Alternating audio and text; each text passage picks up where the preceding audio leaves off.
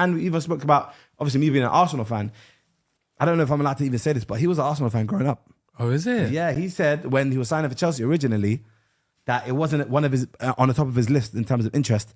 And then because Arsenal didn't reach out, but every other team did, he wasn't really interested in Chelsea. But then they won the Champions League and said, that's when he realized, he was like, okay, now that they've won the Champions League, it makes sense to kind of sign for them. So it was like just talking to Eden and hearing all the stories. Obviously, he ended up loving Chelsea and won whatever he did for you guys. But it was like a wild, wild experience talking to Eden. Philly ended up assisting both Kaka and Drogba.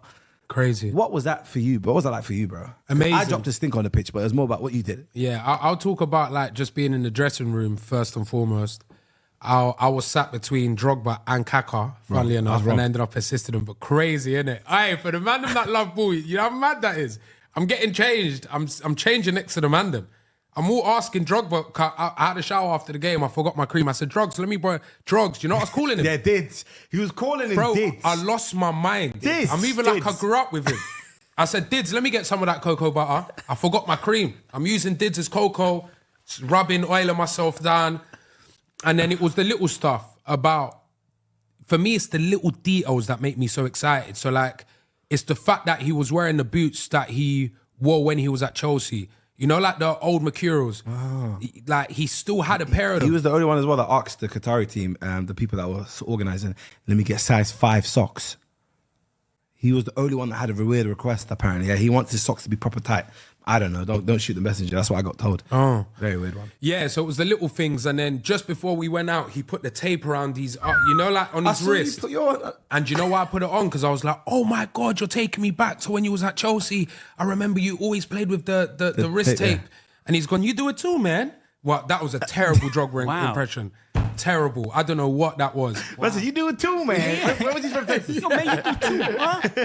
he became like he was from LA. New Yorker. He's sitting over there. You were too, man. Yeah. But yeah, so I quickly asked the physio, I was like, yo, put some tape around me. I want to feel like Drogba. And then he did it. And then game time comes. And I felt a lot of pressure because Tim Cahill come up to me at the meeting and he took me aside and he was like, look, I'm relying on you. When it comes to the influencers, you're our best player. Like, you need to do well. And then I was just thinking, whoa, this is a charity match, brother. Like, but he's very competitive. That's one thing about Tim Cahill. He wasn't meant to play, by the way. Yeah. He was just meant to be a coach. Not at any point was he meant to play. He said he was going to play.